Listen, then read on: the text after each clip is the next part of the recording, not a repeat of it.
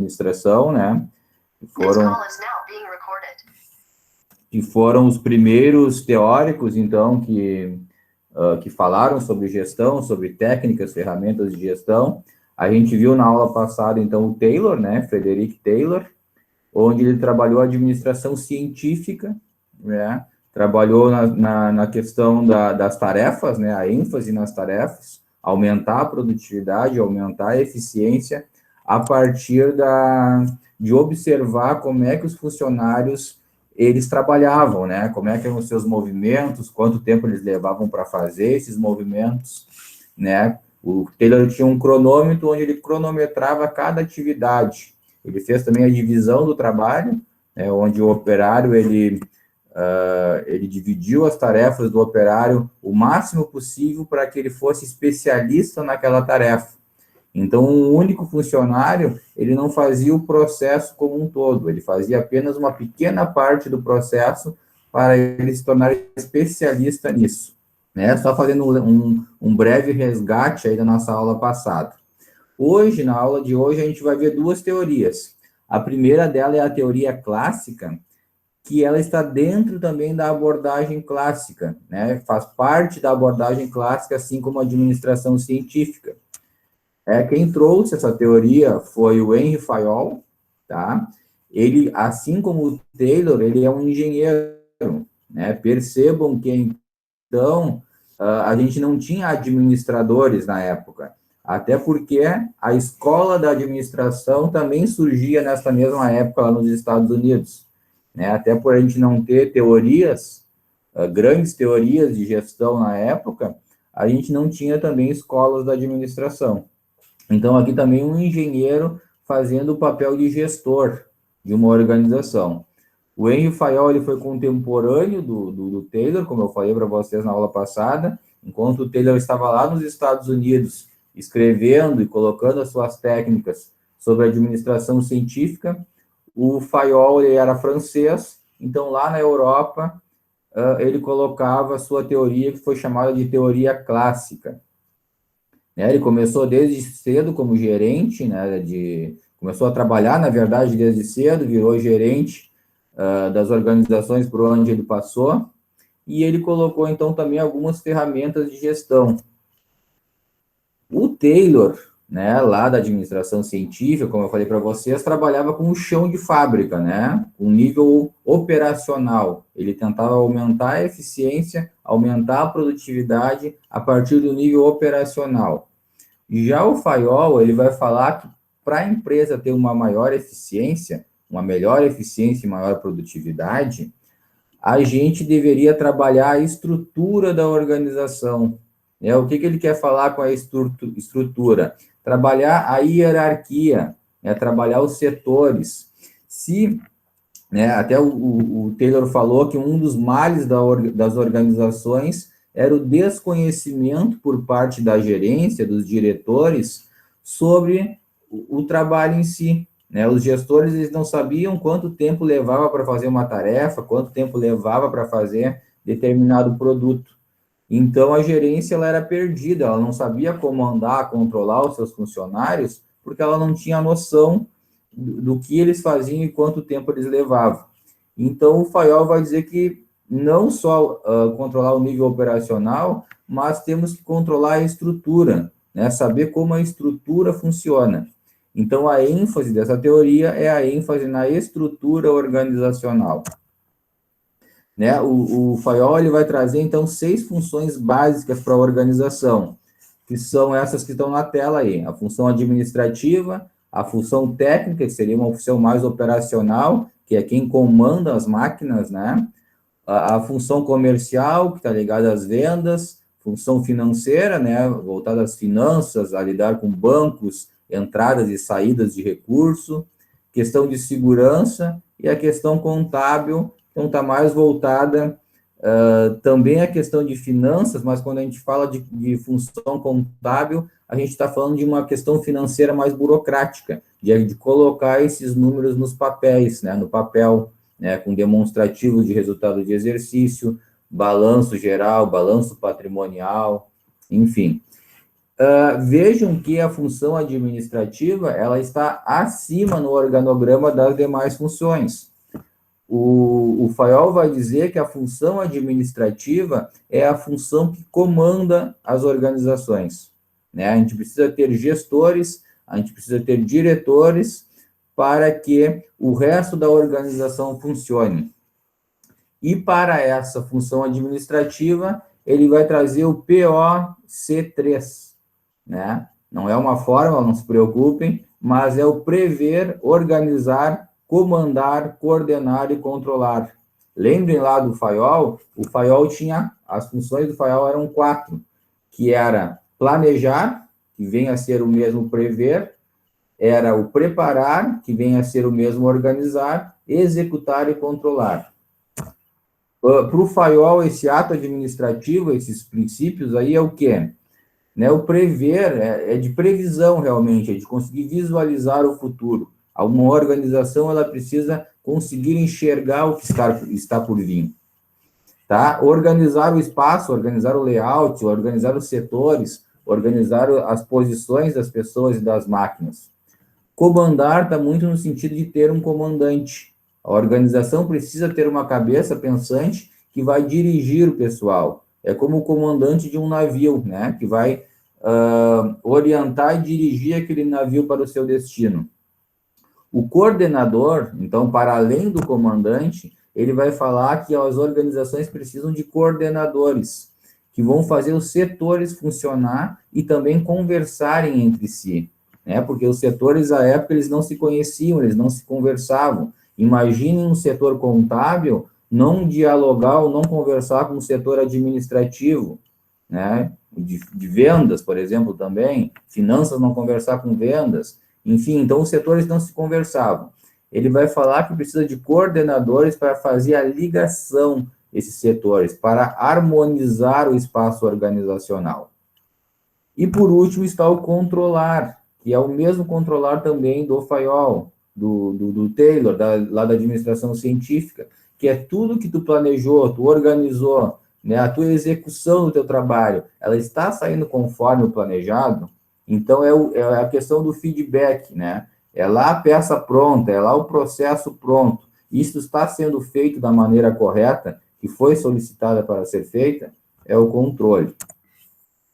E ele vai trazer 14 princípios, que eu não vou explicar muito a fundo cada um, até pela questão do tempo, mas vejam só, são 14 princípios gerais da administração para que a organização funcione, onde um funcionário que está acima na hierarquia, ele vai dizer que esse funcionário tem autoridade e responsabilidade. Ele tem autoridade para mandar, mas se algo der errado num grau hierárquico abaixo ao seu, ele também é também responsável por qualquer erro que aconteça, mesmo que não seja ele que cometeu, pois ele é o superior daquela pessoa.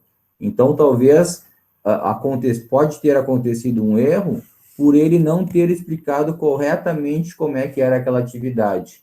Então, todo comandante, diretor, gerente, ele tem autoridade e responsabilidade. Vai falar que os funcionários têm que ter disciplina, né, dentro da organização, a questão de obediência, né, de comportamento, né, de respeito às regras, às normas da organização. Interesse geral, o interesse geral da organização, ela está acima do interesse das pessoas, né? Pense em nós dentro de uma organização onde cada um tem o seu interesse individual, de ganhar melhores salários, de crescimento profissional, por exemplo. E se cada um ir buscar o seu interesse particular, o interesse da organização pode acabar ficando de lado. Então, ele vai falar que o interesse geral da organização está acima do interesse das pessoas. Unidade de comando, onde cada pessoa obedece apenas um superior, né? Lembre que eu falei para vocês na aula passada também, que a gente tinha uma grande bagunça na época, né? Era o boom da Revolução Industrial, né? Aqui a gente está vivendo também a segunda Revolução Industrial, e a gente tem o grande crescimento das fábricas, né? A gente passa de empresas ou grupos de pequenos artesãos para fábricas com grande número de funcionários. Então, a gente tem todo mundo querendo mandar em todo mundo. O funcionário mais antigo queria mandar no mais novato, aí tinha um chefe de turno, um chefe de setor, ou um gerente, e daqui a pouco um funcionário novato estava recebendo ordens de 3 ou 4 pessoas, e ele, nesse sentido, ficava perdido em saber o que ele iria fazer primeiro. Então, o Fael vai falar, não, existe uma unidade de comando, você respeita somente a um superior. Ele fala também da remuneração do pessoal, ele considera o ser humano como homo econômicos também. O homem só pensa em dinheiro, trabalha somente por dinheiro. Então, a remuneração do pessoal é importante. A questão da centralização da autoridade, a autoridade está no topo, na cúpula, né? A gente vai ver depois uma pirâmide, que a gente chama hierárquica, onde o poder, então, está centralizado nesta cúpula, né? Que é o que a gente chama de cadeia escalar também, né? Existem várias escalas, onde a escala superior, então, é onde fica o poder.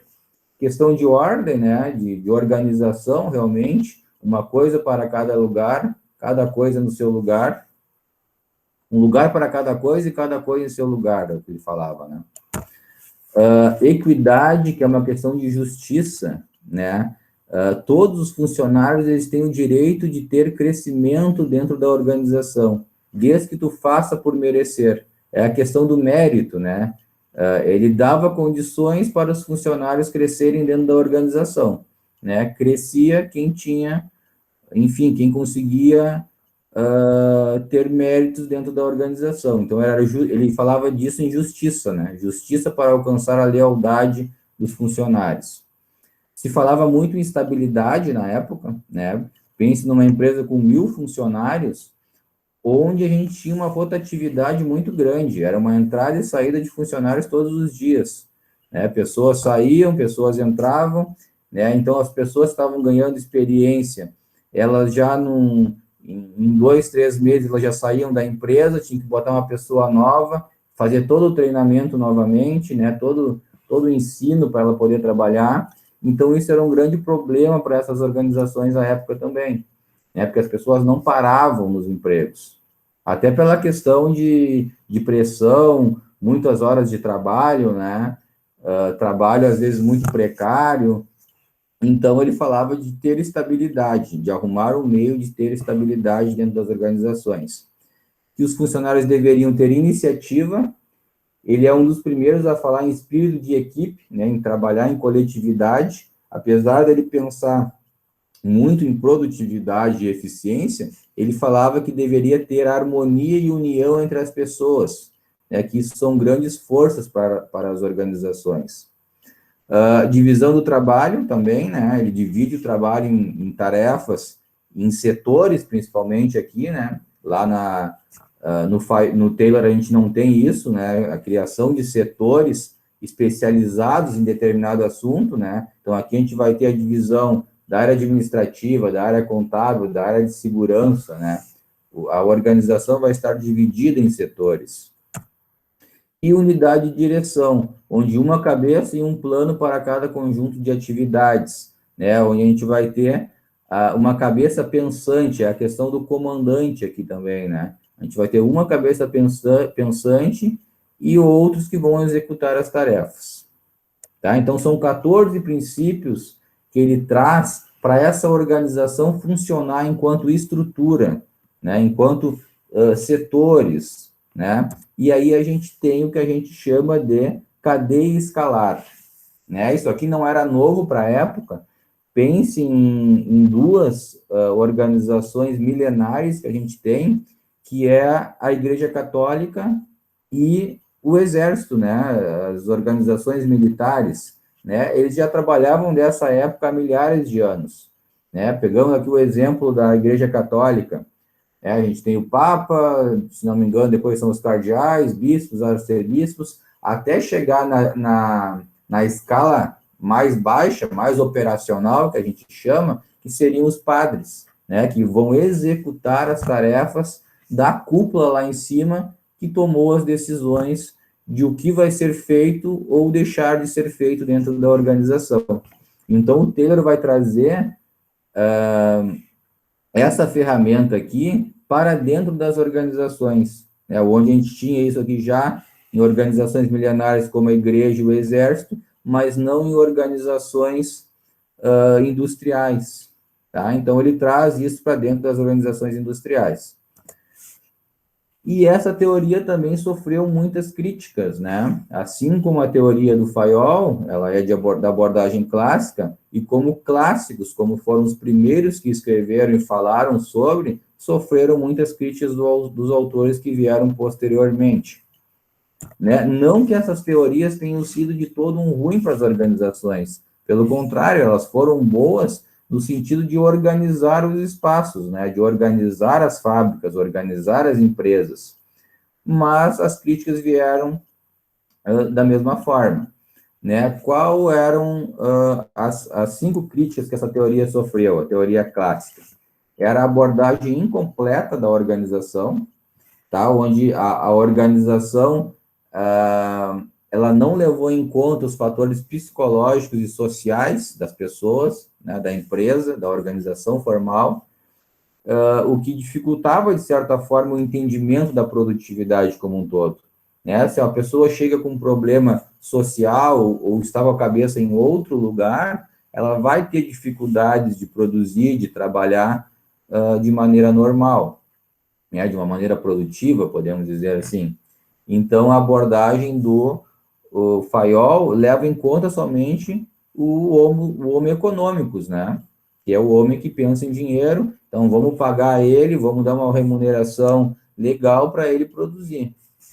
A ausência de trabalhos experimentais, essa teoria também foi uma teoria que o Fayol tratou como ciência, que isso seria uma ciência, né? Que o que ele criou seria ciência dentro da organização, e os autores que vieram depois falaram que não, que isso foi uma forma de organizar o espaço, organizar a organização formal, né? Mas não é ciência. Extremo racionalismo na concepção da organização, né? Formalismo demais, né? A organização se tornou muito formal, muito rígida, né? A ponto de que existia falta de realismo dentro das organizações. É isso que os críticos vão falar dessa teoria do Fayol. A teoria da máquina, que assim como a do Taylor também teve essa crítica, foi de que o homem era praticamente parte da máquina. Né? Não era o homem que pensava, o homem que resolvia problemas, o homem que daqui a pouco trazia uma solução, trazia algo inovador. Não, esse homem não existia dentro dessas organizações. Ele era como parte de uma máquina, somente fazia aquilo que lhe era solicitado, apertar um botão, arrumar uma máquina, apertar um parafuso, então era algo muito mecânico, né? A gente chama de um prisma muito mecânico, algo mecanicista. E também, como a outra teoria, ela sofreu uma crítica de abordagem de sistema fechado, porque ela olhava somente o ambiente interno das organizações, né? Não tinha espaço, na verdade, eles não enxergavam tudo o que acontecia fora da organização, ou seja, aspectos como logística, né? Será que não dava para a gente aumentar a produtividade a partir da logística? A questão toda, não se falava a palavra marketing na época, né? Mas a gente tinha os clientes, tinha os fornecedores, tinha o local onde as fábricas estavam. Será que se isso fosse pensado à época, também não traria uma melhor produtividade, uma melhor rentabilidade? Então, tudo que estava fora da organização não foi pensado nessas duas teorias, somente aspectos do ambiente interno, para dentro da organização. Tá? Só fazendo uma breve comparação. Taylor, Estados Unidos, administração científica. Fayol, França, teoria clássica. Os dois fazem parte da abordagem clássica, foram os clássicos, os primeiros que falaram sobre gestão e colocaram isso no papel, né? Porque, como eu falei para vocês, a administração existe há milhares de anos, né? Todos os povos usaram de técnicas de gestão, de administração, a constituição das primeiras cidades, né, o armazenamento de alimentos, enfim, tudo isso é uma forma de fazer gestão, né, de organizar o espaço, organizar as comunidades. mas esses dois foram os clássicos que trouxeram isso para o papel. O Taylor com a ênfase nas tarefas, no chão de fábrica, de melhorar a produtividade e a eficiência a partir dessa observação das tarefas dos operários, e o Fayol, então, a ênfase da estrutura, de aumentar a eficiência a partir das inter-relações dos setores, né, que a empresa deveria ter setores, e esses setores cobrarem das pessoas da base operacional para que elas produzissem de uma melhor maneira. Tá? E aí a gente passa para um outro viés, né, uma outra lógica, uma outra óptica, né, que é a teoria das relações humanas, né? A gente não pensa o homem somente como homo econômicos mas sim que ele é um homem também social, né? Um homem que tem relações, né, entre funcionários, por exemplo, tá? Então, quem trouxe essa teoria foi o Elton Mayo, tá? Ele é australiano, e ele foi professor e diretor do Centro de Pesquisas Sociais de Harvard, né, lá à época também de 1900, né, meados de 1900. Então, ele vai trabalhar essas questões sociais, né, ele era da área da psicologia, né, então ele vai estudar o ser humano, e aí ele é convidado pela Western Electric Company, que é uma empresa situada na cidade de Chicago, no bairro de Hawthorne, tá?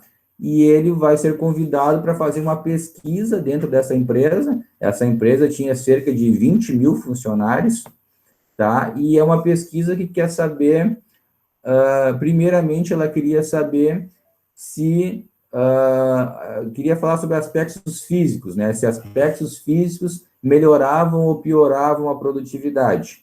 Ela foi dividida em 4 etapas, tá? E essas 4 etapas mostraram que o homem ele não era somente um homem econômico, mas sim um homem social. Então, a gente tem a troca dessa ênfase, né? Não é mais a ênfase na tarefa e na estrutura, pensando em aumentar a produtividade, mas uma ênfase nas pessoas, né? Uma ênfase no ser humano, no aspecto social do ser humano, e que isso, né, observar os aspectos psicológicos e sociais, poderia também aumentar a produtividade, né? Não é que eles queriam somente o lado bom, né, que o homem que fosse trabalhado esse lado psicológico, mas que trabalhar isso também aumentaria a produtividade deles. Então, o aparecimento desse estudo foi nos Estados Unidos, né, em Chicago, bairro de Hawthorne, no final da década de 20. Lembre que as teorias anteriores são do início de 1900, né, e vão ali, o Taylor, inclusive, faleceu em 1915, né, então, no final da década de 20, a gente começa o estudo, começa a trocar a lógica do homem econômico para o homem social. A necessidade de humanizar e democratizar a administração, humanizar as organizações. E aí ela foi dividida em 4 etapas, tá? Numa primeira etapa, foram escolhidos 2 grupos, e um grupo ficava em luz, né, constante, né, a luz, né, não era modificada, e um outro grupo, eles trocavam, variavam a luz, aumentavam a luminosidade e diminuíam a luminosidade. Desse grupo que aumentava e diminuía a luminosidade, eles perceberam que em todas as etapas, mesmo aumentando ou mesmo diminuindo, as pessoas continuavam produzindo cada vez mais. Então, na verdade, não era o fator físico, não era o fator de que a luminosidade aumentava ou diminuía que fazia as pessoas produzirem ou não produzirem, mas sim o aspecto de que elas estavam sendo observadas, né? A partir do momento que elas estavam sendo observadas, ou seja, aspecto psicológico, né, de estarem ali alguém cuidando elas aumentavam a produtividade. Né, na segunda etapa, permaneceram 2 grupos, né, cada uma com 6 operárias, e um supervisor na sala e um observador. Essa experiência foi dividida em 12 períodos. Né, e dentro desses períodos, Eles colocaram um lanche, né? Num outro período, eles colocaram um lanche à tarde. Num outro período, eles, em vez de ter uma folga de 10 minutos, eles colocaram 3 folgas, né? 3 espaços de 5 minutos. No outro período, eles reduziram meia hora a soltada, a saída da fábrica, né? As pessoas podiam ir embora para casa um pouco mais cedo. No outro período, diminuíram mais meia hora. Depois, no outro período, eles voltaram para finalizar a jornada de trabalho, que era às 17 horas, né? Então, eles foram modificando pequenos detalhes de lanche, de intervalos, de saídas, né? E o que aconteceu? Dos 12 períodos, em 9 desses períodos, a produtividade aumentou. Inclusive, no período em que todos os benefícios foram retirados, né? Alguns benefícios foram dados, chegou lá no nono, no 10º período, não lembro exatamente, mas já para o final desses 12 períodos, e todos os benefícios foram tirados. E ainda assim a produtividade aumentou. Então, o que eles observaram novamente? Um fator psicológico, né? Por eles estarem sendo observados, eles não diminuíam produtividade. Não eram os benefícios que faziam a produtividade aumentar, mas sim a observação. Eram só 6 pessoas em cada grupo. Então, era muito fácil para conseguir supervisionar eles. Mas, além disso, o que as mulheres, né, eram 2 grupos de mulheres, o que as mulheres falavam? Ó, que elas gostavam de trabalhar na sala de provas, que elas chamavam, porque a supervisão permitia ter mais liberdade de poder perguntar, né, havia menos ansiedade, era um lugar, um espaço mais amistoso, elas podiam conversar, né? Por estarem sendo avaliadas, o supervisor deixava elas à vontade, diferentemente no resto da fábrica, onde tinha 20 mil funcionárias, onde eles eram pressionados a produzir. Então, elas gostavam de estar nesse espaço de experiência e, por isso, produziam mais. Tá? Então, veja que isso é um aspecto psicológico e não um aspecto físico, né? As mulheres faziam amizade entre si e tornavam-se uma equipe.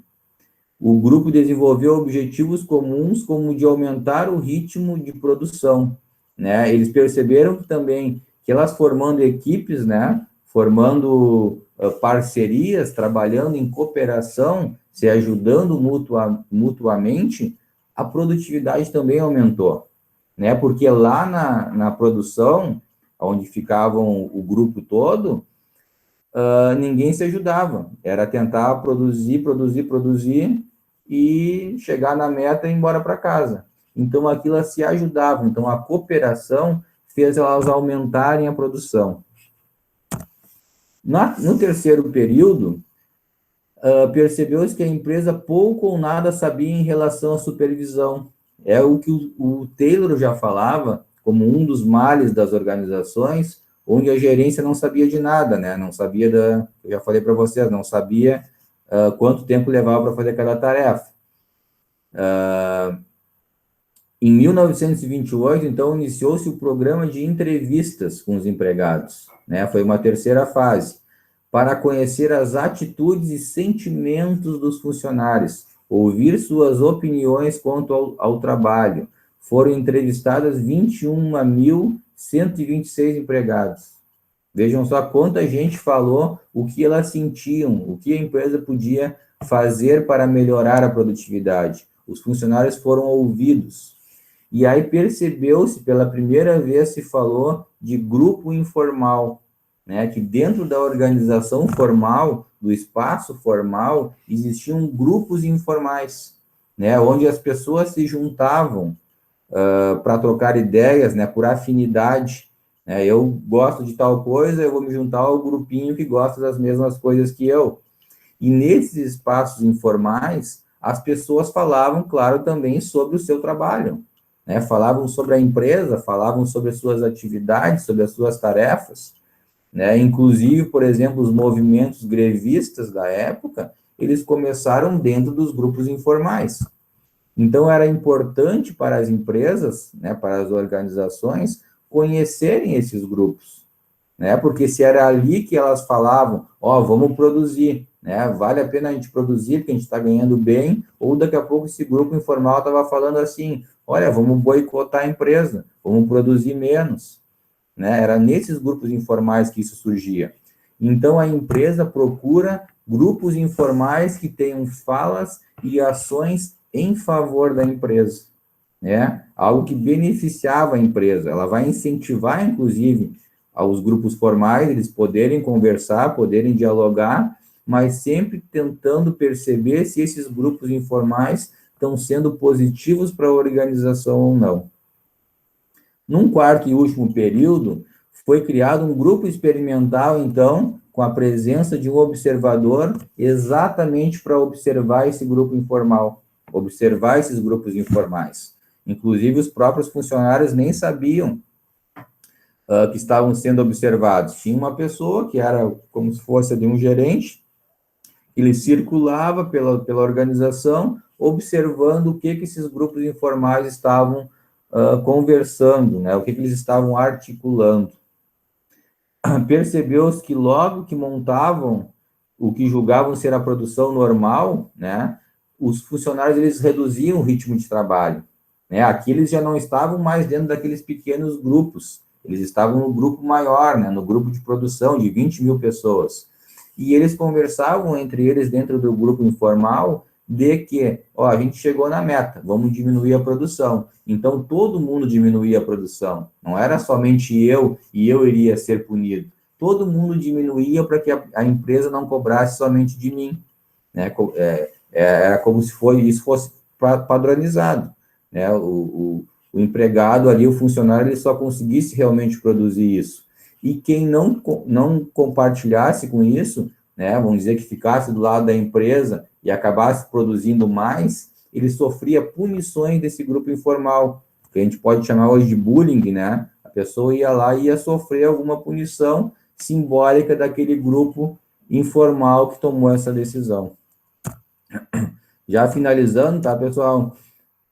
Então, o nível de produção não é determinado pela capacidade física, que nem a abordagem clássica trouxe, mas também é resultado de integração social, de expectativas sociais e principalmente pela formação de grupos sociais que tomam decisões em prol de algo benéfico para a organização ou algo não tão bom assim para a organização, né? Vai depender dos grupos que vão se formar.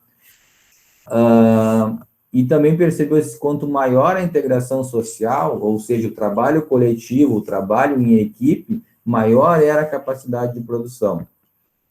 Os indivíduos, eles não agem isoladamente como indivíduos, mas como membros de um grupo, né? E qualquer desvio da norma desse grupo, né, os indivíduos sofriam punições pelo próprio grupo. Os incentivos econômicos, eles eram considerados secundários. O Elton Maio vai falar que eles eram secundários, porque as pessoas elas eram motivadas pela necessidade de reconhecimento, por exemplo, do seu trabalho, né, do seu ser. Eu sou uma pessoa que é boa para a organização, eu consigo produzir bem. Era o reconhecimento do seu trabalho que motivava elas. Era a aprovação social, era a participação nas atividades dos grupos sociais. E depois que vinha o salário, né? Eu sei que vocês estão pensando agora, é claro que o salário é importante, mas eles perceberam aqui que ser reconhecido era mais importante para essas pessoas que o salário que elas ganhavam. E trazendo isso tudo para um viés mais atual, né, atualizando isso tudo, a gente teve, após isso, a terceira e a quarta revolução industrial, né? A terceira revolução industrial, então, na área da informação, né, a gente tem a criação aqui dos meios de comunicação, televisão, rádio, telefone, né, e na área da tecnologia. E a quarta revolução ainda muito mais avançando, né, ela é voltada para uma contínua evolução da tecnologia, a área da robótica, da cibernética, enfim. E uma escola dos Estados Unidos, de São Francisco, estuda principalmente, um dos focos dela é estudar o comportamento do trabalhador. E essa escola, Minerva School, vai falar que as habilidades do futuro, elas não serão mais habilidades técnicas, habilidades tão manuais, né, de conhecimento das máquinas, mas sim muito mais habilidades comportamentais, né? Habilidades mais nesse sentido social e psicológico, né? Pois a inteligência artificial, os robôs, eles poderiam, né? A gente está falando já de futuro aqui, né? Os robôs, eles poderiam aprender quase qualquer habilidade técnica que a gente tem hoje, mas, ao menos tão cedo, eles não poderiam desenvolver habilidades comportamentais. Então, essa escola tem estudado, é uma escola recente, que surgiu lá nos Estados Unidos, ela já é dos anos 2000 aí, e ela vai falar que a profissão do futuro, ela está voltada para habilidades, pessoas que têm habilidades comportamentais, né? 10 habilidades do futuro que eles enxergam que o funcionário precisa ter: resolução de problemas complexos, pensamento crítico, criatividade, liderança e gestão de pessoas, trabalho em equipe, inteligência emocional, julgamento e tomada de decisões, orientação a serviços, negociações e flexibilidade cognitiva. Usar a aprendizagem que a gente teve dentro do conhecimento organizacional para a resolução de problemas.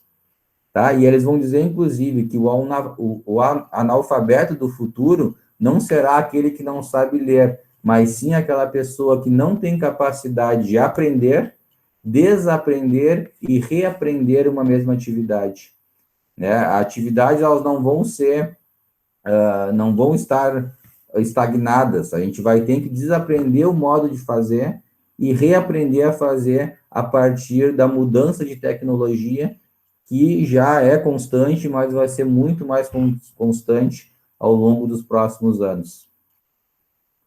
Tá, pessoal? Seria mais ou menos isso para encerrar, tá?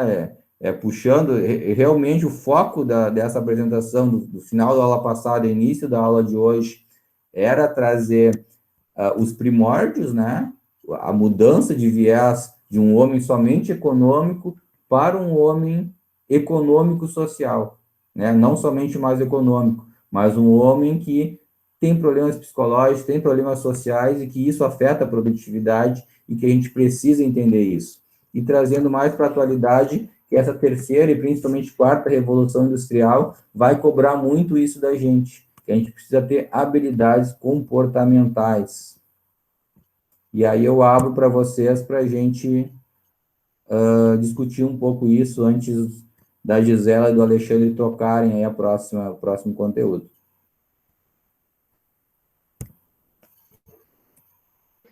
Professor,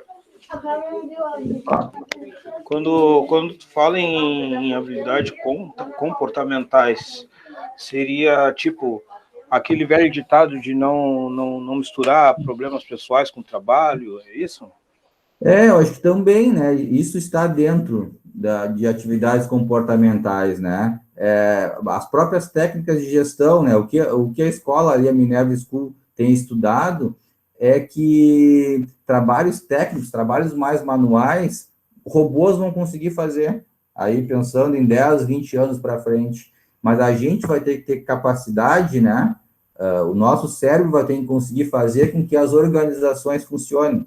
Mas é muito nesse sentido também, de não misturar as coisas fora e dentro do trabalho, né? O Elton Maio já falava sobre isso lá em 1920, que as pessoas, elas sofriam por problemas psicológicos e sociais e que isso afetaria o trabalho. Mas aqui, mais do que isso, é que o comportamento do ser humano pode trazer um diferencial para as organizações, que os robôs não vão conseguir trazer em nenhum momento. Mas o ser humano vai conseguir trazer um diferencial de pensar as organizações para frente.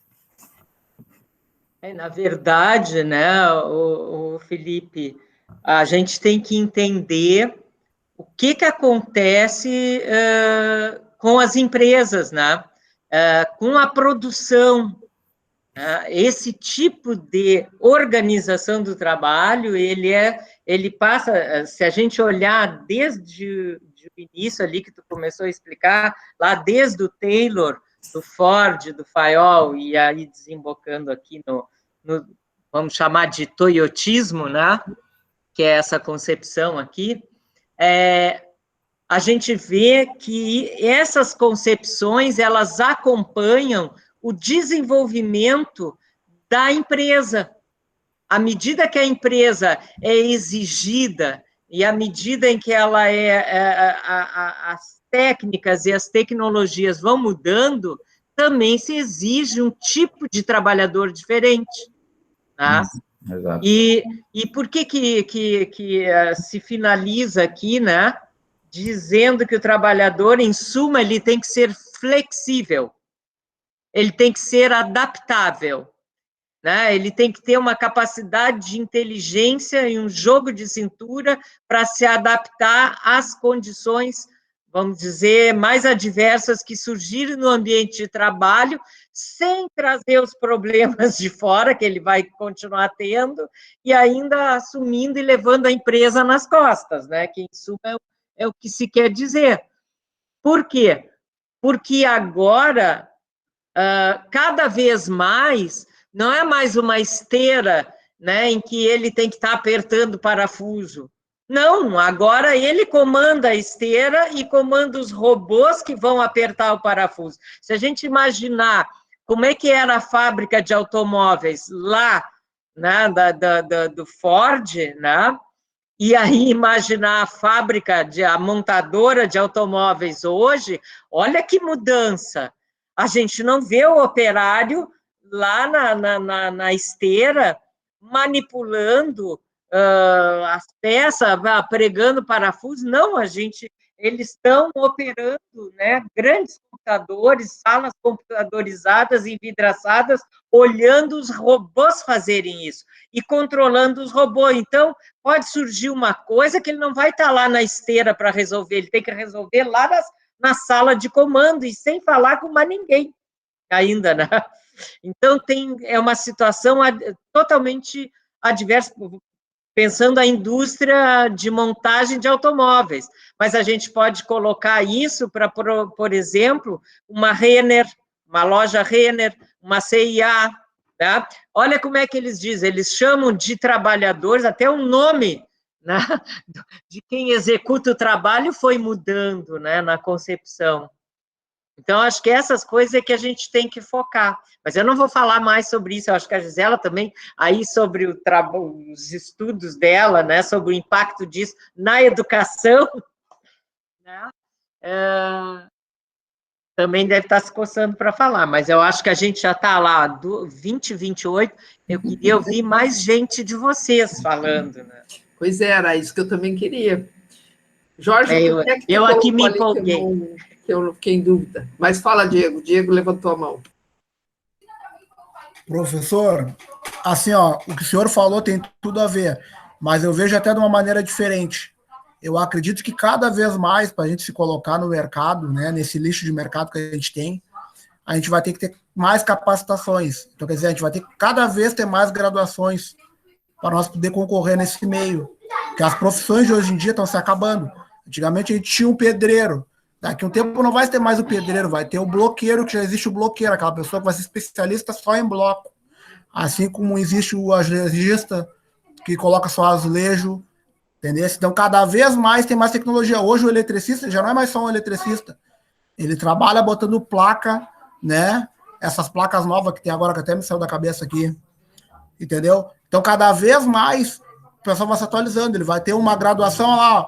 Eu tenho uma graduação em elétrica. Então, a empresa vai querer saber daquela graduação dele. Caso a empresa precise, além disso, ele já vai ter outra graduação e cada vez mais graduações em cima de graduações.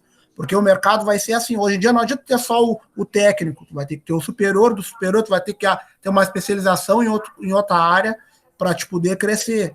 Eu entendi dessa maneira que o professor quis dizer. Entendeu? Isso, o que quer dizer, Diego, que o trabalho ele é muito mais intelectual do que braçal, né? Esse cara que tu falou que vai fazer os blocos, ele não vai mais precisar pegar a enxada e fazer uma massa ali, né? Pegar uma pá e fazer a massa. Vai chegar um caminhão, vai colocar dentro do bloco e o bloco está pronto. Ele tem que só saber fazer o processo, né?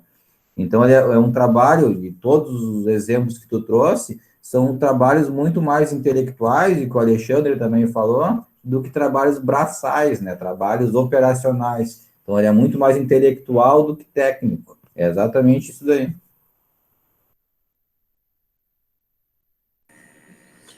Quem mais? Vamos lá. A gente tem que ouvir vocês. E vocês têm que se ouvirem também. Posso falar? Não só pode como deve. Boa noite. Boa noite a todos. Eu não me lembro, eu sei que na Renner tem, o professor puxou aí, falou da Renner, mas, nós estávamos no Kroloff, num domingo, tava eu e minha esposa. E aí a gente viu aquele robozinho passando, sabe aquele robozinho que limpa? Aí a minha esposa ficou olhando, admirada aquilo ali, acho que ela não tinha visto ainda assim, e aí eu, cheio de autoridade, falei assim pra ela, sabe como é que é o nome dessa máquina aí? E ela falou, não sei, legal, né? O nome dessa máquina aí se chama desemprego. Eu falei o nome da máquina, assim. E esse desemprego, em forma de máquinas, e as pessoas não se dão de conta, ela tá se espalhando de uma tal forma, assim, que ela vai entrando aos pouquinhos no cotidiano das pessoas, nosso cotidiano, e a gente acha muito legal, muito bonito, muito prático. Um exemplo não sei se alguém vai no Guanabara. No Guanabara tem uma máquina, tem um setor ali nos caixas ali que não trabalha com caixas. Tem uma moça só que é fiscal e tem 4 caixas e ela fica de fiscal meio que olhando se tu vai talvez ser desonesto ali ou passar com alguma mercadoria, alguma coisa ali, já tirou serviço de 4 pessoas. É uma forma de desemprego, é um avanço que traz desemprego. Eu acho que no nosso... Acho que a única coisa que eles não conseguiram ainda, e mesmo assim já modernizou muita coisa, é a construção civil.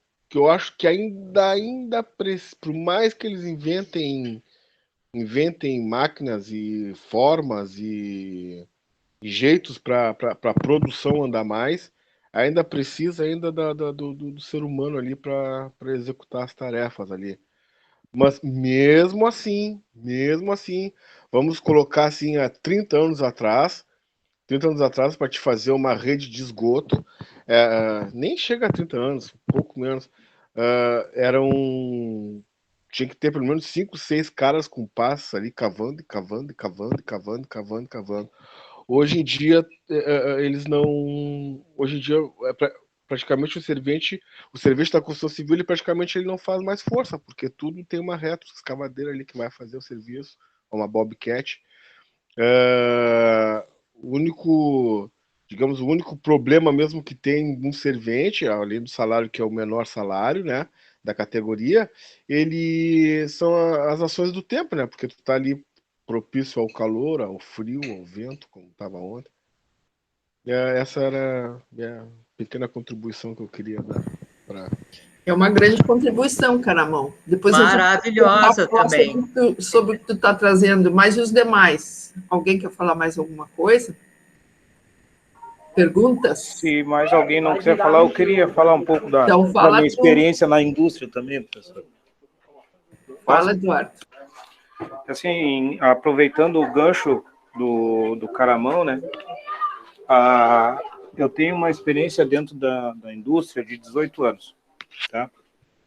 E quando eu comecei a trabalhar na indústria do arroz, eu vou começar da parte quando chega o arroz verde, vem da lavoura. Na época, a gente era 5, 6 funcionários para descarregar uma carreta de arroz, a pá, né, no graneleiro. Hoje, né, 18 anos depois, existe o tombador. E aqueles 6 funcionários para descarregar uma carreta, que demorava na base de 15 a 20 minutos para descarregar uma carreta, hoje um só opera o tombador e descarrega em 5 minutos.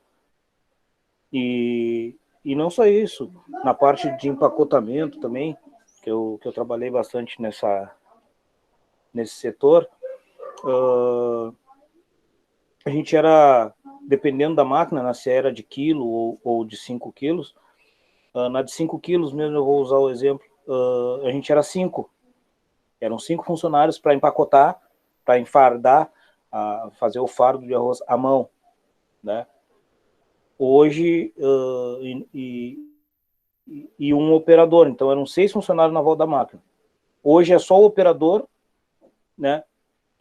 E pronto, porque na empresa que eu trabalho é um operador para operar a máquina, e aí tem a enfardadeira, que enfarda, que faz o papel daqueles 5 outros funcionários, e antes a gente enfardava à mão, soldava o fardo, botava na cabeça e levava para pilha. Hoje não, hoje existe o robô paletizador.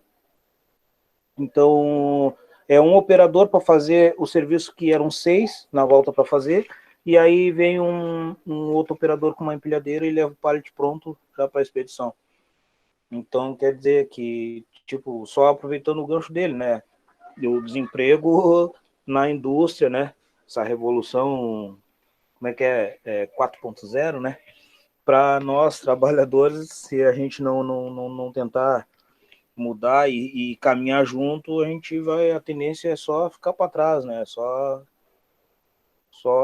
sofrer as consequências de não tentar melhorar e caminhar junto com essa evolução toda.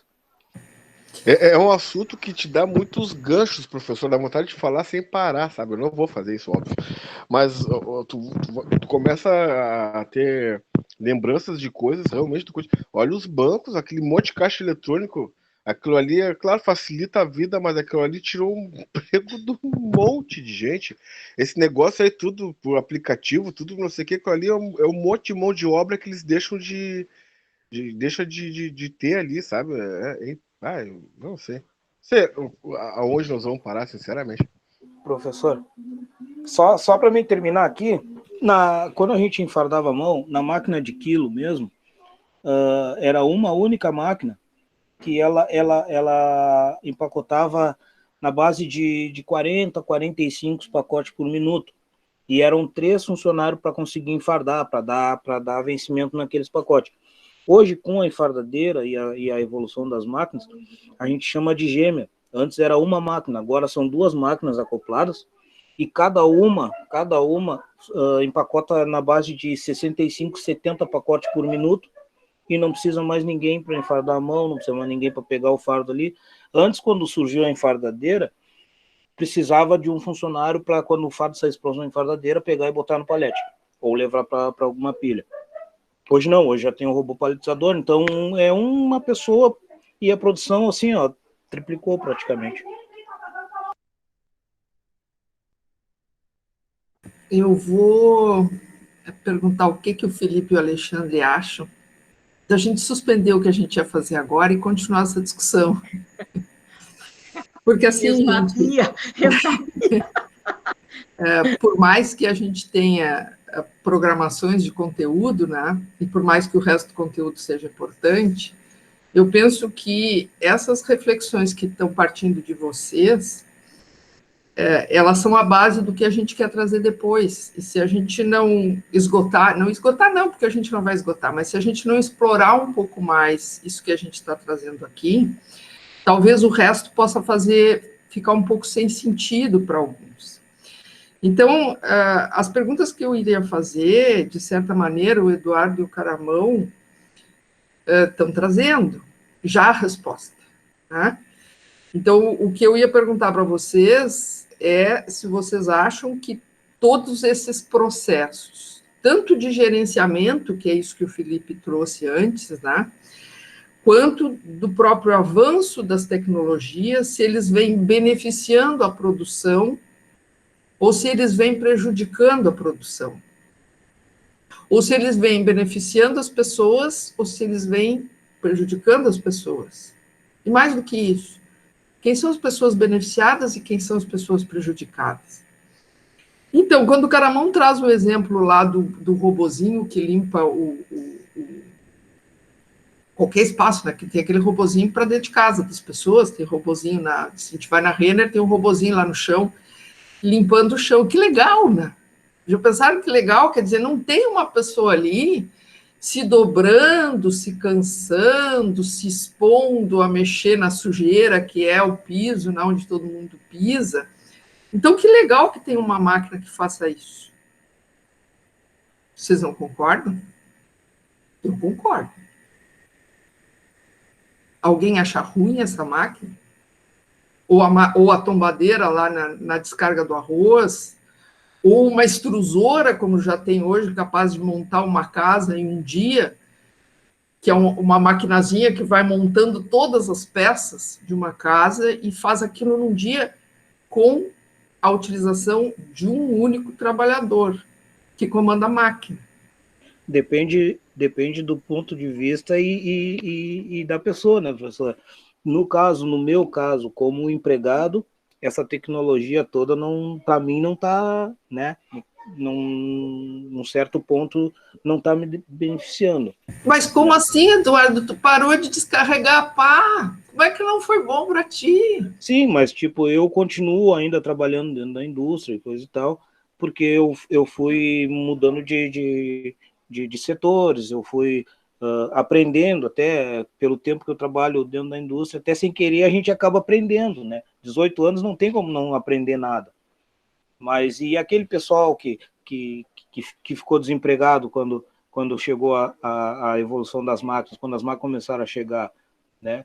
Tem o pessoal que ficou desempregado, tem o pessoal que não conseguiu aprender, que eu já vi, eu mesmo fui o caso quando eu comecei a aprender para virar um operador de máquina, o encarregado me botou lá como ajudante de operador e falou assim para o operador, ensina tudo para o Eduardo.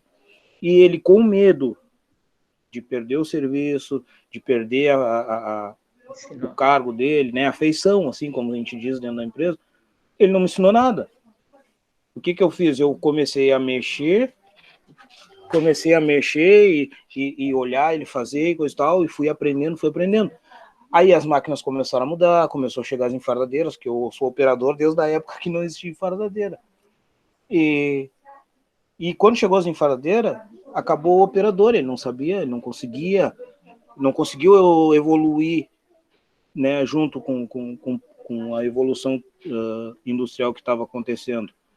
E eu, graças a Deus, eu era mais novo, né, assim, a cabecinha mais fresca, eu consegui aprender, e 2 anos depois, a gente trabalhando junto, 2 anos depois, quem vinha me perguntar as coisas era ele. Eu fui para lá para ele me ensinar, e 2 anos depois quem estava ensinando era ele, quem estava ensinando era eu, estava ensinando ele. E tipo, eu vi vários amigos e colegas perder emprego, né, por causa disso aí tudo. Então, depende.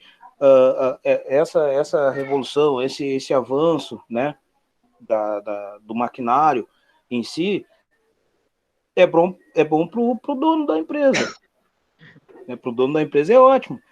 Imagina 5 funcionários fazendo 200 fardos por hora. Agora tem um funcionário operando a máquina e a máquina faz 500, entendeu? A produção hoje lá na Roseira que eu trabalho são 3 operadores no pacote, e a produção de cada um dependendo ali da máquina de 5 kg mesmo, é 2.800, 3.000 fardos por dia, por turno, na verdade, né? Porque lá vira 24 horas. Então, meu turno é das 7 às 13h20 e a gente faz, tá louco? Junta das 3 máquinas ali, a gente faz mais de 5.000 fardos por turno, né? Hoje eu não trabalho mais no empacotamento, mas, tipo, o setor que eu estou trabalhando agora, se eu não produzir, o empacotamento não consegue produzir, porque eu estou na parte de beneficiamento, né? Na parte de descasque, polimento, essas coisas assim. Então, a gente tem que produzir também, né? E lá é muito mais complexo, a gente não faz esforço físico, mas a atenção é redobrada, né? Porque, tipo, se eu deixar encher uma caixa lá e tomar uma bucha, cara, é tanto fluxo de arroz que dá, cada bucha é 1 bag, 2 bags de arroz. Eu falo em bag, eu falo em 1 tonelada, 800, 900 quilos de arroz no chão para a gente juntar depois, entendeu?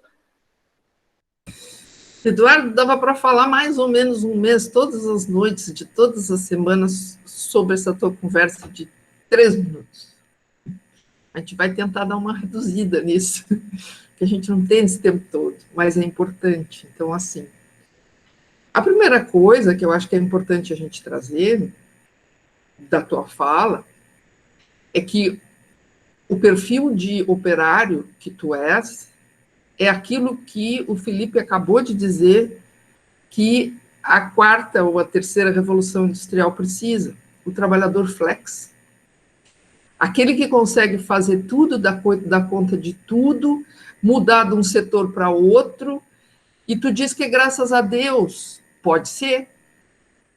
Quem acredita em Deus pode ser graças a Deus, quem não acredita em Deus pode ser por outras condições. Mas certamente é alguma coisa que de alguma forma nasceu contigo. Tu tem essa condição. Tu tem uma condição de inteligência, entre aspas, talvez um pouco acima da média.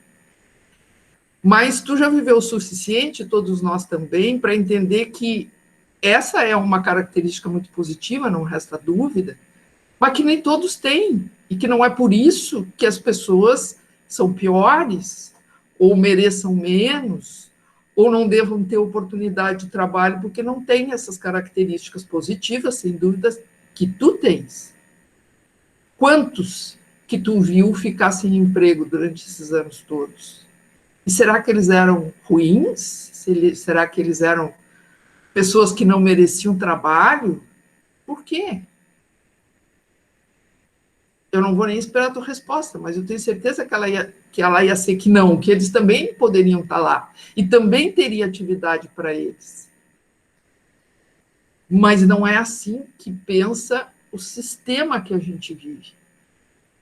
Tudo aquilo que o Felipe apresentou a respeito de gestão, teve sempre um objetivo, né? Por que a gestão foi se aprimorando? A gestão foi se aprimorando para dar mais lucro. Não é para beneficiar o trabalhador. Não é para abrir mais oportunidades de trabalho. Não é para dividir entre todos aquilo que é o fruto do que se chama produção social do conhecimento. O que é a produção social do conhecimento? Produção social do conhecimento mostra o seguinte, que para chegar a pensar lá na tombadeira, ou lá na extrusora que faz a casa só com um bico de uma máquina que vai passando, né? Houve toda uma construção de conhecimento produzida por milhares de seres humanos. Então, desde lá, né, quando começou a pensar, ao invés de carregar pá com a mão, de carregar terra com a mão, de carregar terra num cesto, depois beneficiou o ferro, conseguiu fazer uma pá de metal, depois isso foi avançando, quantos milhares de pessoas pensaram para chegar lá na tombadeira? Mas para onde vai o resultado do trabalho mental, né, intelectual, de todos os que produziram o conhecimento para chegar na tombadeira? Com quem produz tombadeira e com o dono da empresa que tem dinheiro para comprar a tombadeira. É aí que fica o resultado desse trabalho social. E não devia ser dividido entre todos? Que bom que conseguimos, como humanidade, chegar a uma situação em que a gente pode ter uma maquininha que limpa o chão e que não precisa de uma pessoa para fazer isso. Isso é ótimo. Só que o resultado disso tinha que ser dividido entre todos. Isso deveria o quê? Permitir que as pessoas trabalhassem menos. Né? Era isso que precisava, era isso que, se nós tivéssemos uma organização social justa, era isso que tinha que acontecer, mas a gente sabe que não é isso que acontece. Bom, a culpa é de quem? Não tem culpado, a dizer porque é o dono da empresa, porque é o dono de quem produz a máquina, ou quem é o dono dos meios de produção. Não é uma questão de culpa, nem de responsabilização. O problema é que a organização social, que aí nós também, seres humanos, construímos, é essa. isso também é produto nosso, dos seres humanos. Quer dizer, de alguma forma, nós permitimos que chegasse a essa condição. Então, hoje, o que nós temos dentro do sistema capitalista, que é o sistema que passou a ser praticamente majoritário, muito mais do que majoritário, ele é praticamente o sistema que rege todas as organizações, ou quase todas as organizações sociais do mundo que nós conhecemos. Então, este sistema se organiza dessa forma, onde os donos dos meios de produção têm o lucro gerado da mais-valia, que é aquilo que a gente explicou no outro dia, né? Do trabalho de um sem número de trabalhadores. Bom, agora por isso eu vou brigar com o dono da empresa, eu vou matar o dono da empresa, eu vou me apropriar na marra. Não, não vai resolver, não é dessa forma. Existem outros processos, existem outras formas de organização social, e por isso que eu botei ali a frase do Eduardo, né? Que ele disse que se nós, trabalhadores, não nos dermos conta disso, em resumo, estão ferrados. Porque é assim que o sistema está organizado, para ferrar a maioria das pessoas que trabalham, para garantir o lucro de uma minoria que fica cada vez menor. Cada vez menos pessoas detêm a riqueza do mundo, e cada vez mais pessoas são tiradas do sistema. A pandemia, ela só veio para escrachar isso tudo, né? Porque o que aconteceu? Com a pandemia, aqueles que vivem do trabalho, que são os trabalhadores, ficaram sem nada, porque eles não têm trabalho porque as empresas não estão achando que vale a pena determinado tipo de investimento, e aí simplesmente não funciona. E quem paga é sempre os mesmos, os trabalhadores. E foi assim ao longo de toda a história, isso não é novidade. Não é que isso seja o nosso momento de hoje, porque o capitalismo é um horror, porque antes era diferente. Não, não era tão diferente, talvez até fosse pior.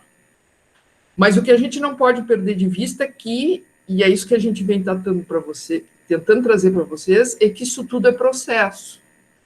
Quer dizer, iniciou lá, né, nos primórdios, nas comunidades primitivas, e veio avançando ao longo da história da humanidade. Bom, esse é o estágio que nós estamos hoje, né, como organizações sociais. O que a gente quer trazer para vocês? Porque vocês são trabalhadores.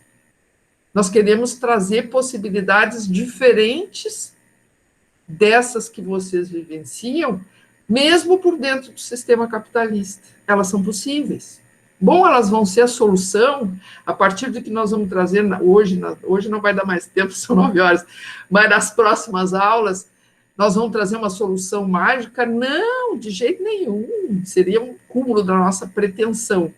Mas o que a gente quer é que vocês, ao menos, saibam que existem alternativas daquilo que o Eduardo está dizendo lá, dos trabalhadores se organizarem de forma a serem menos explorados. Não é que não vão chegar a não ser, mas serem menos explorados. Bom, isso é solução para a organização social que temos hoje? Não, não é por aí. A solução virá com o tempo, a partir da organização em outros espaços, e é isso que a gente espera que aconteça. Mas, ao mesmo tempo, nesse momento, há alternativas menos exploradoras, e é isso que a gente quer conversar depois com vocês. Deixa eu só ver o que o Jorge, tu não quer... o Jorge não tem microfone, eu ia perguntar se ele não quer falar. O Jorge escreveu ali umas coisas bem importantes que eu queria até comentar. Eu tenho microfone, professora, mas a conversa está tão boa que eu não quero intervir. Não, mas fala, então. Explica, Jorge, aquilo que tu colocou ali no chat. Qual delas? A penúltima. Fala de tudo, porque está muito bom o que tu botou ali. aquela parte ali de quem ganha, quem perde, a questão da mão de obra braçal e tal, os impostos, a substituição por máquinas, que tu falou, da mão de obra, e a questão dos professores, eu acho que é bem importante. Fala aí, comenta, porque eu acho que tu vai explicar melhor isso aí. Explica aí para a turma toda, Bê. Eu acredito, sim, né, professor, que a gente está, assim, aqui se qualificando justamente por causa desse mercado, né? Para gerir, para mudar, para melhorar. Mas, assim, ó, eu não vejo, assim, uma mágica, assim, uma coisa assim, para ocupar tanta gente sendo substituída. E não tem preparar para quê? Aqui mesmo tá dando nessa última que eu coloquei ali, os professores, né? Eu vi o professor André uma vez, André Luiz, uma vez dentro de aula, comentando o que vai acontecer depois disso aí tudo, né? Onde essa mudança aí veio e parece que vai ficar. Porque tanta gente online, e escolas e isso vão terminar dispensando professores porque não vai ter necessidade desse pessoal aí. Um professor vai conseguir gerar uma turma de 100, 200, 300, 500 alunos. Aí, no caso, assim, só acredito e não vai conseguir ganhar. O sistema é muito poderoso, né? O sistema é muito poderoso, só organizando mesmo, juntando mesmo para lutar contra isso, porque não tem o que fazer. O futuro é perder lugar para essas novidades, para essa tecnologia, para a máquina, e não tem como se qualificar para ocupar o quê, fazer o quê, se uma pessoa faz serviço de 100, 200, 300. Fica difícil, né? Aí gostam também de dar um exemplo do Google, né? A empresa que equidade e tudo mais, bom de trabalhar. Eu vi uma reportagem, compartilhei um link ali também, né? Agora há pouco, estagiários processaram a empresa justamente por causa disso. Então é um sistema bruto, né? Olha a capacidade do Google divulgar o quão bom é trabalhar lá dentro. Mas a gente está ao outro lado da história, vai ver que não é bem assim, né? É um sistema que, mesmo que a empresa que lute contra, é uma coisa que vem de muito antes, né? Muito tarde, muito cedo. É uma cultura bem antiga que é difícil de mudar. Não sei, eu não vejo muita facilidade em ocupar tanta gente assim, perdendo espaço para as máquinas. É complicado. Não existe nenhuma facilidade, Jorge. Se a gente olhar de forma simplista para tudo que acontece, a tendência é não ver saída. Porque, bueno, cada vez avança mais, né? Desculpa, professor, interromper, mas acho que nem seria simplista, assim, mas realista. Simples, mas eu digo simplista no sentido assim, ó, por isso é importante a gente olhar para a história e ver que sempre que houve momentos de extrema exploração, eu acho que é essa palavra que a gente pode dizer, acabam acontecendo convulsões sociais. Porque isso existe um limite, né, do ser humano suportar. Bom, se vamos chegar a esse extremo ou não, aí sim, aí nós precisávamos de um ano inteiro para ficar discutindo. Mas o que eu posso dizer é o seguinte, a esperança é a última que morre, então não se pode perder a esperança de que haja alternativas. Até porque, por uma questão realista, como tu dissesse, há um limite das pessoas suportarem a dificuldade, o sofrimento, a opressão de uma maneira geral. E, bom, se não se resolve antes daquilo que a gente chama de ruptura, né, que são as explosões sociais, se não resolve antes, acaba acontecendo rupturas, como aconteceu no Egito, como aconteceu na Roma Antiga, como aconteceu na Revolução Francesa, e como veio acontecendo através da história da humanidade. Bom, nós aqui não temos bola de cristal para saber como é que isso vai ser. O que nos cabe? É buscar alternativas por dentro do sistema que está aí. né? Não, nós, mesmo que organizados, nós aqui na turma de autogestão, é esse a nossa possibilidade. Para além disso, é preciso organizações muito mais ampliadas. Mas o Eduardo quer falar e o Caramão também. Alexandre, eu estou te tirando a vez e deixando a vez para eles. Não, eu estou vendo, mas tudo bem, eu quero ouvi-los para depois eu falar. Eu quero falar sobre o ponto de vista histórico, essa evolução toda, sobre o que se pode fazer, né? E em que aspectos, né, a gente pode fazer. Mas aí a gente temos o ano inteiro, né? Fala, Eduardo. Professora, um pouco sobre isso que a senhora está falando aí. Eu tenho uma frase que ficou gravada na minha memória, que eu escutei do encarregado meu, há muitos anos atrás. Né? Hoje, graças a mim, vamos botar assim, eu já tive a oportunidade, né, de liderar uma equipe, coisa, né? Então, para mim, no meu ponto de vista, não funciona assim, mas com ele era assim, ele foi encarregado 30 e tantos anos, né? E a frase era o seguinte, que ele um dia falou para mim: Eduardo, peão, a gente suga até a hora que não dá mais. Quando não dá mais, a gente troca. Bah, tá louco aquilo ali, para mim,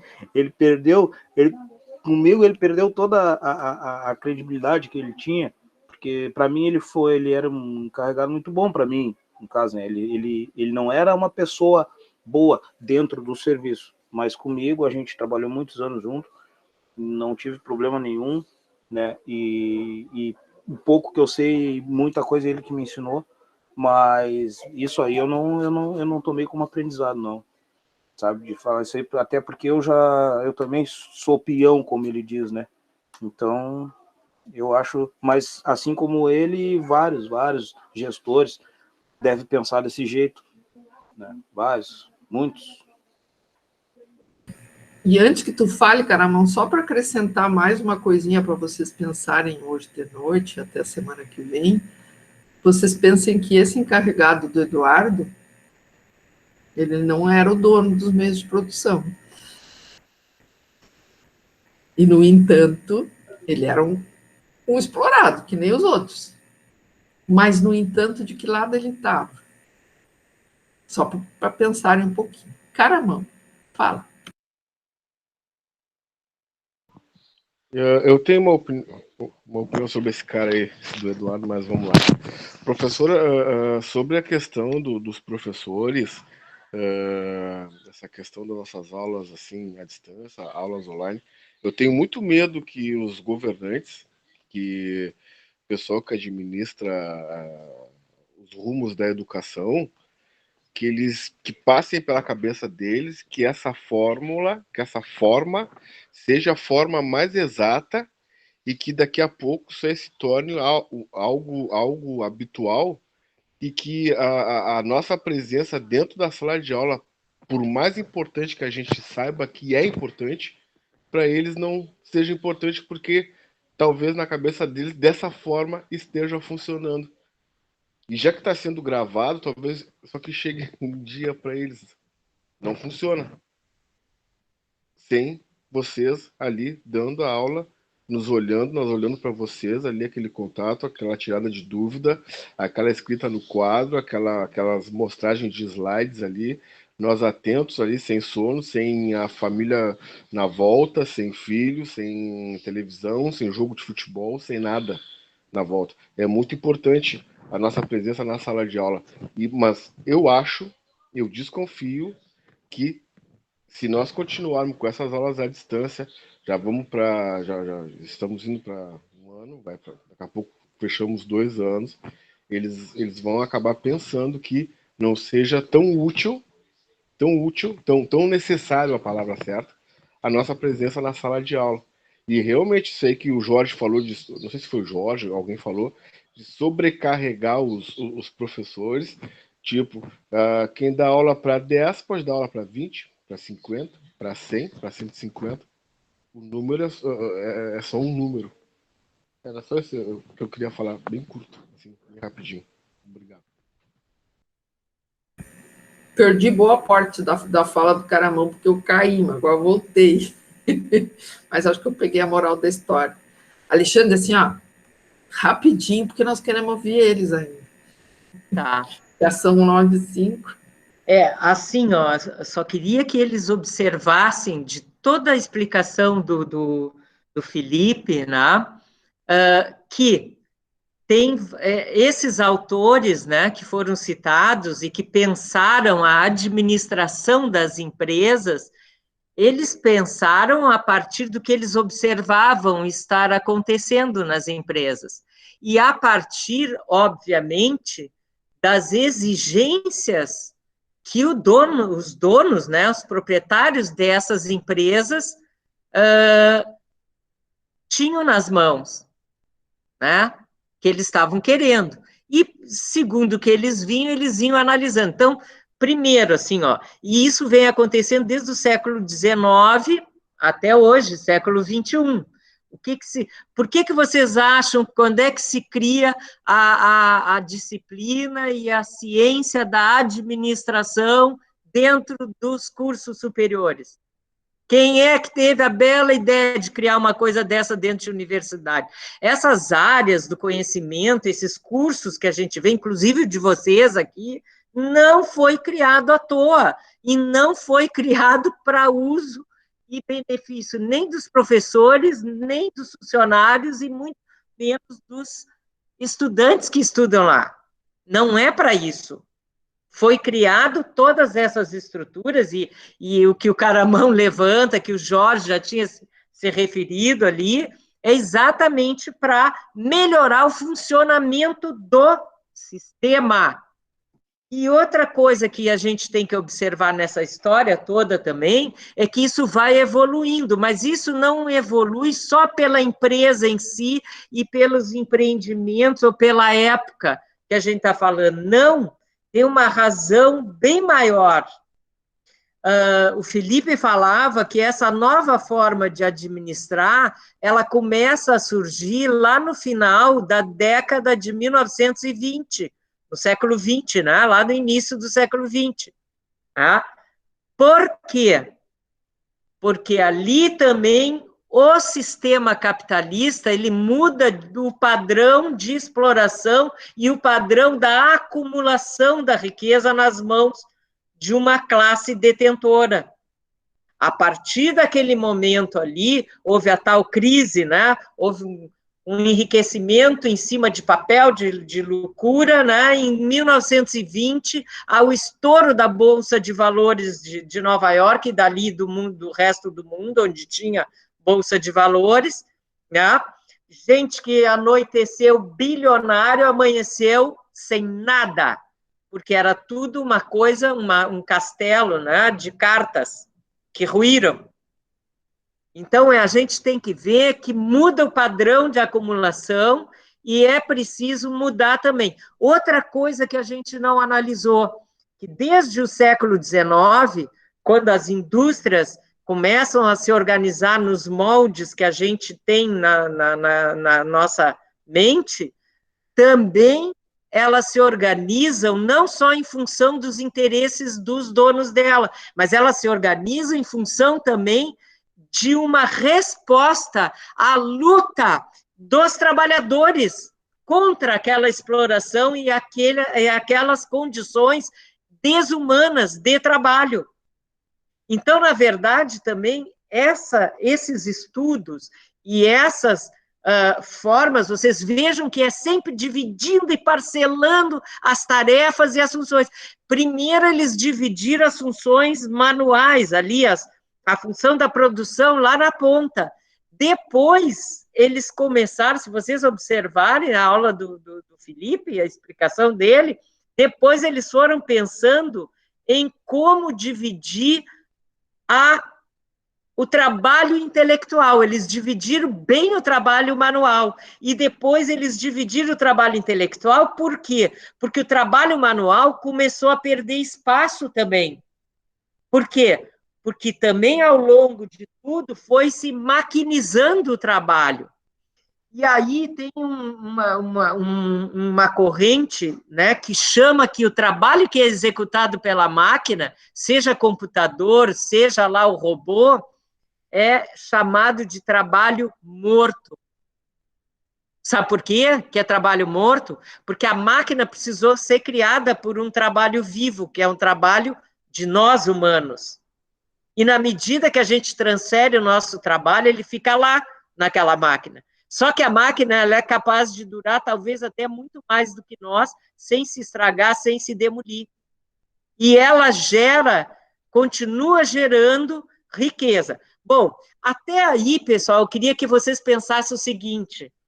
Bom, essa sociedade seria muito bacana, muito boa, que nos liberasse do trabalho, como a Gisela falou lá no início, né? Tudo bem, vamos substituir tudo por robô e computador. Mas para aí, tem um problema nessa sociedade. O problema dela não é a tecnologia, não é as pessoas trabalharem ou deixarem de trabalhar. O problema é para que gerar tanta riqueza e acumular ela na mão de poucos? Vocês sabem que hoje 1% do mundo detém, 1% das pessoas do mundo, né, detém mais de 60% da riqueza do mundo. Então, aí tem um problema. Essa acumulação, que é o nosso sistema, a nossa sociedade, da forma como ela é organizada, é que faz isso acontecer. Vocês sabem que as sociedades da Idade Média, vamos dizer, a França pré-revolução burguesa, né, que instituiu lá o capitalismo, a França, ela tinha uma diferença. Eram 2% das pessoas que detinham, né, um percentual muito grande da riqueza. E a riqueza era, embora a gente olhe para lá e diga, mas era uma miséria aquilo, era uma coisa horrível, só que era menos concentrada a riqueza naquela época do que hoje. E a gente tem uma ilusão de que o passado era sempre pior do que o presente. Né? Nesse aspecto da acumulação ou da tecnologia, como viviam as pessoas. Né? Sim, elas viviam sem celular, sem até energia elétrica, etc. Mas o que eu quero dizer para vocês é que, apesar de tudo, elas viviam melhor do que muita gente hoje vive na nossa civilização, né, mundial. Então, isso é uma coisa a se pensar. Por que o trabalho morto, né, e o resultado dele não é distribuído com mais justiça entre todos que ajudaram a criar essas máquinas, esses computadores? Todos nós somos os que trabalhamos. Por que isso é acumulado? Então, essa é uma questão. Né? A outra questão, que eu queria que vocês saíssem pensando, né? Porque essa questão do trabalho vivo versus trabalho morto, né, significa o seguinte: se nós, cada vez que nós formos liberando, isso vocês mesmos já concluíram, quanto mais trabalho morto nós tivermos, nós vamos liberar trabalho vivo para o quê? Para nada, para o não trabalho, ou para aquilo que a gente conhece como desemprego. Né? Nem todo trabalho é emprego. Isso a gente tem que pensar. Tem outras formas de trabalho. Outra coisa também, a gente fala, né, segundo essas teorias, como se tudo tivesse sido avassalador, como se essas tecnologias fossem ser empregadas por toda e qualquer empresa. Né? Mas a gente pode ver que desde o século XIX até hoje, século XX, não é homogênea essa evolução. E a aplicação dessas tecnologias e dessas formas de organizar o trabalho, do toyotismo, do trabalho flexível, também não é toda empresa que vai usar e que está usando. também não é para todas as empresas. Isso é outra coisa que a gente tem que se dar conta se a gente começar a olhar. Tem muita tecnologia empregada em tudo, mas tem muita empresa que continua usando outras metodologias bem antigas até. E a maioria, inclusive, das empresas, me atrevo a dizer, que faz uma mescla de tudo isso que o Felipe nos ensinou. Tá? Tem a maioria das empresas, o próprio IFSU tem uma certa organização hierárquica, uma divisão do trabalho intelectual e trabalho braçal dentro dela. Ele se utiliza desde as ideias, né, e das formas lá do Taylor, passando pelo Ford, pelo Fayol, e chegando na ideia, né, de organização flexível do trabalho. Tem setores que são ultra flexíveis e outros não. Tá? Nós temos lá o cartão ponto para bater, o controle lá com o dedo, não sei o quê, nós temos que cumprir horário, nós temos uma série de coisas para fazer, mas nós também temos certas flexibilidades. Tá? E olha que é uma empresa pública que nós elegemos, né? Nós, comunidade, elegemos os nossos dirigentes, etc, etc. Então, vocês vejam bem, não é igual, é desigual esse desenvolvimento. E não adianta vir nos convencer, vai ser para todo mundo, não sei o quê. Esse é o discurso, e vocês vejam que esses teóricos também, eles sempre teorizaram a favor da empresa, né? Eles nunca, mesmo quando eles se preocuparam com o trabalhador, eles se preocuparam em estudar o que pensava o trabalhador para dominar. E, mais uma vez, eu digo para vocês, está longe disso a questão das greves, a questão dos sindicatos. Por exemplo, a partir da década de 30, né, o que nós tivemos foi também uma preocupação em competir com os sindicatos. Né? As empresas tinham uma preocupação, e os governos, né, em estabelecer o chamado estado de bem-estar social. O que é? Vamos conceder o máximo que nós pudermos, porque senão está aí as ideologias lá do leste europeu, da Rússia, né, da União Soviética, da China e de outros lugares, onde os trabalhadores tomaram nas suas mãos lá, né, dando certo ou errado, mas eles fizeram revoluções e tomaram as empresas na mão. E isso assustava muito o Ocidente, lá onde estava, né, onde estava sendo teorizada essas ideias aí. Tá? Essa flexibilização, por exemplo, veio lá do Japão, né, a partir dos anos 70, 80, essas teorias chamadas de toyotismo, né, porque elas foram inventadas dentro da Toyota, né, uma das empresas que abraçou essas formas flexíveis, mas vão olhar naquela estrutura hierárquica, por mais horizontal que ela fosse, que os trabalhadores tinham ilhas, que eles tinham que discutir como fazer melhor, como agilizar a produção, esse não tem os donos, os acionistas da Toyota controlando tudo. Esse controle nunca se perdeu. Tá? O Bill Gates, né, dono da Microsoft, ele não perdeu o controle da Microsoft. Embora os caras lá vão de chinelo de dedo, vão com, sei lá, uma prancha de surf no pé ou na cabeça, sei lá onde, vão quase de cueca trabalhar, entende? É tudo livre. Será que é tão livre assim? Se a gente for analisar bem, tem um outro controle. Tá? E, claro, alguns trabalhadores ganham muito bem, porque foi se hierarquizando, se subdividindo o trabalho intelectual, né, também. Então, uns ganham muito bem. Para quê? Para pensar cada vez mais o que os outros querem, como deixar os outros felizes trabalhando, etc, etc. Então, eu acho que a gente tem que olhar um pouco mais para isso.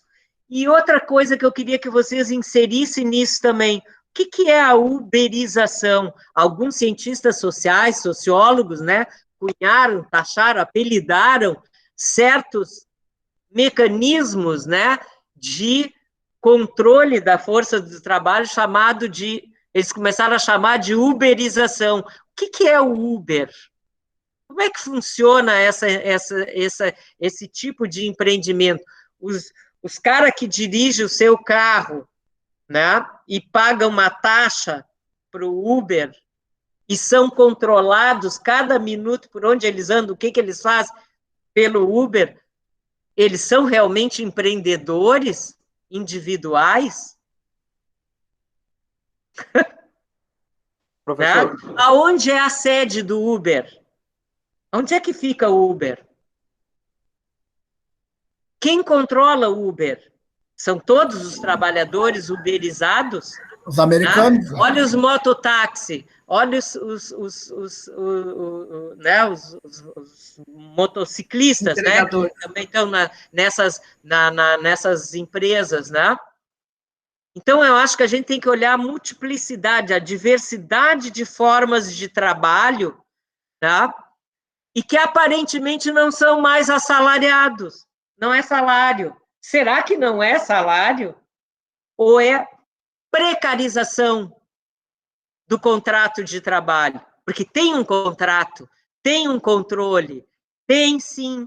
A forma aparentemente se modificou, mas os controles também aparentemente se modificaram. Mas se vocês olharem lá para o século XIX e vierem olhando para cá, será que houve uma mudança? Aquela questão que a Gisela falou, como é que se dá essa acumulação tão brutal na mão de poucos? Então, acho que essas perguntas merecem respostas de vocês. Vocês têm que pensar em cima desses processos que são históricos, né? E pensar assim, uma outra coisa, nossa, a Gisela dizia, não é culpa daquele empresário, do fulano, não dá para fulanizar, embora os ricos estão ficando cada vez num número tão menor e tão mais ricos que já dá para beltranizar e fulanizar. As próprias revistas, né, que fazem aquele ranking dos homens mais ricos do mundo, né, homens e mulheres mais ricos do mundo, estão aí para nos mostrar. Tá? Estão aí para nos mostrar que o Safra é o homem mais rico, a família mais rica do Brasil. Está lá a Luísa do Magalu, né, tão democrática e maravilhosa, é uma das mulheres, é a mulher mais rica do Brasil, né? Tá aí uma série de famílias para mostrar que dá para fulanizar também, porque a concentração é tão grande, são bilhões. Vocês sabem que o produto interno bruto do Brasil por ano, ele gira em torno aí, parece que de 2 a 3 trilhões de reais. Pois bem, existem 200 e poucas famílias donas de quase todos esses 3 trilhões. 200 e poucas famílias. São 200 e poucos fulanos de tal que detêm na sua mão. O que sobra para nós? Entende? Então, é isso que nós temos que pensar. E pensar, sobretudo, aonde nós temos que mexer, qual chave girar para a gente mudar isso. Porque isso não se criou do nada. Portanto, se não é do nada, foram os seres humanos que criaram essa sociedade, mudando outras anteriores, será que nós chegamos no fim da história? Isso é o máximo que a gente pode fazer? Ou ainda vai piorar mais? Ou a gente ainda pode piorar o que já está horrível? Então, são essas perguntas que a gente tem que se fazer. E desculpem. Gente, assim, uns minutinhos ainda, quem quer falar? O Eduardo tinha aberto o microfone, o Diego também. Professora, eu queria falar uma coisinha bem rapidinho. Tudo isso que a gente está conversando aqui também vai ser convertido para os nossos filhos, né? Para o futuro deles. E eu acredito em várias hipóteses. O que a gente está estudando aqui também serve para nós como um empreendedor. Tá? A visão que vocês estão trazendo aqui para mim, para meus colegas aí, para a gente também tentar ser um empreendedor. Porque cada vez mais pessoas empreendendo um negócio vai também diminuindo essas ações maiores que as pessoas têm hoje. Entendeu? Eu digo assim para vocês, como eu trabalho na universidade lá na Católica, a Católica é filantrópica. Então ela não paga imposto nenhum para ninguém. A gente não tem um vale alimentação, a gente tem uma bolsa que foi para o sindicato que concedeu, entendeu? Como é que eu vou dizer? Em assembleia, e a gente tem aquela bolsa para estudar lá, para quem tem condições de estudar. Então, eu acredito que o futuro é o que a gente está fazendo agora aqui, é tentar adquirir cada vez mais conhecimento, se favorecer desse conhecimento, passar para outras pessoas, sabe, que é o que a gente já está fazendo aqui, para essas pessoas também têm direito de defesa, né? E sobre aquela questão que vocês falaram das máquinas, eu acho que quando implementaram as máquinas, os nossos governantes eram para pensar no seguinte, lá no caso do Dudu, hoje tem uma máquina lá no Dudu, já que vai ser implementada, aquela porcentagem que a máquina vai diminuir de funcionários, eles deveriam te pagar 1% a mais para cada funcionário que continua ali naquela rede, ou para aqueles ex-funcionários que já saíram, para eles também poder ter uma condição de ter uma qualidade melhor de vida no futuro, sabe? Em várias áreas. Agora meu irmão está aqui, está comentando também comigo, lá da coleta seletiva dele, que antigamente eram 6 gari, e hoje eles estão em 2, que é do Robocop. Entendeu? Hoje meu irmão é motorista, mas ele correu 20 anos no caminhão do lixo. E isso daí ele não conseguiu resgatar de novo. Mas o conhecimento dele de estar ali trabalhando que deu essa oportunidade dele estar. E são poucas pessoas que vão ter essa oportunidade. Então, eu acredito que nós que estamos estudando, a gente tem que virar empreendedor também. De alguma forma, pegar esse conhecimento que está sendo adquirido hoje, com a tecnologia que a gente tem, porque a gente tem que pensar o seguinte, hoje a gente está aqui conversando graças a essa tecnologia, porque se nós tivesse a pandemia, se não tivesse a tecnologia, nós não teria aula hoje. Ninguém estaria aqui, porque a gente não ia conseguir. Então, já que a gente tem ela, a gente tem que se apoderar dela e também passar para outras pessoas, que é o que falta para a gente. A tecnologia chega, a gente pensa assim, foi os americanos que inventaram a administração, mas que nem o professor está trazendo agora, a gente está sabendo o sentido para nós trazer para a nossa vida e levar para outras pessoas. Não sei se eu falei demais, mas eu fiz um resumo do que eu penso, né?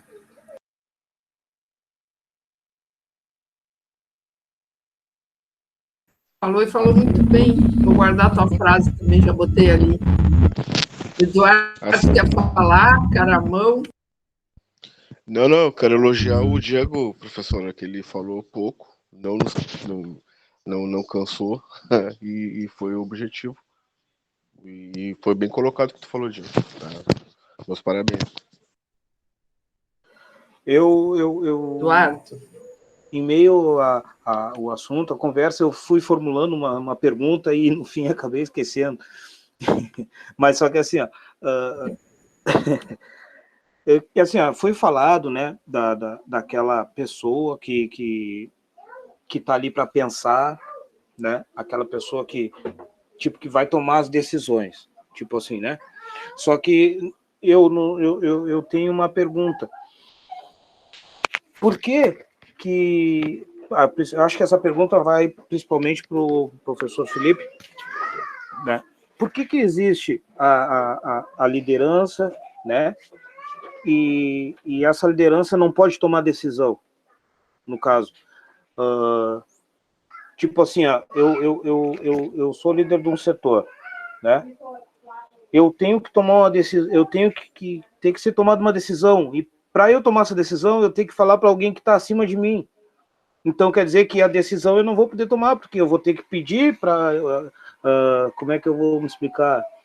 Eu tenho que pedir autorização para alguém que está acima, né, para mim tomar essa decisão. Eu acho que isso aí, sei lá, é bem estranho no meu modo de vista.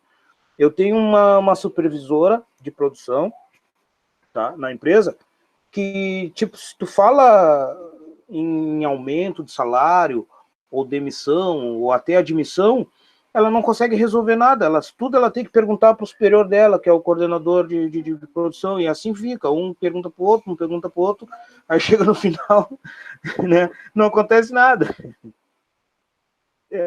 Eu acho que era não era bem assim que eu estava formulando, mas pelo que depois de tantas falas, assim, eu fui acabando me esquecendo e eu consegui formular essa agora.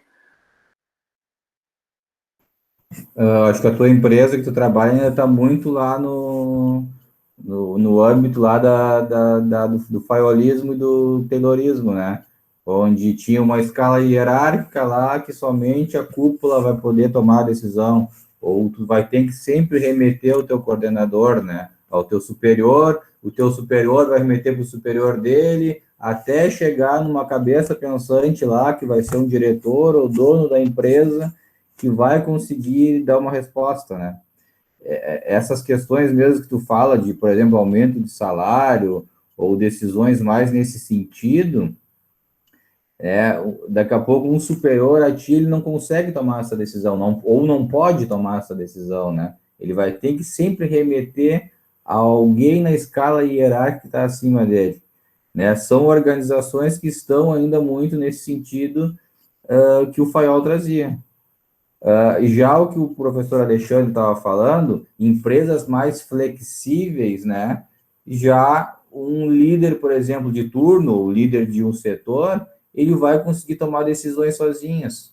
Existe a confiança do superior dele que permite que ele tome uma decisão, né? Se ele é considerado um líder, é porque ele chegou lá, porque ele é responsável, né? Porque ele tem autoridade sobre os demais, ele consegue demandar a partir da sua capacidade mental e intelectual, ele consegue fazer aquele setor caminhar, aquele setor andar. Então, ele tem que ter poder de decisão, né? Como é que tu, enquanto líder de um setor, não vai poder decidir sobre esse setor ou sobre o líder de um turno, né?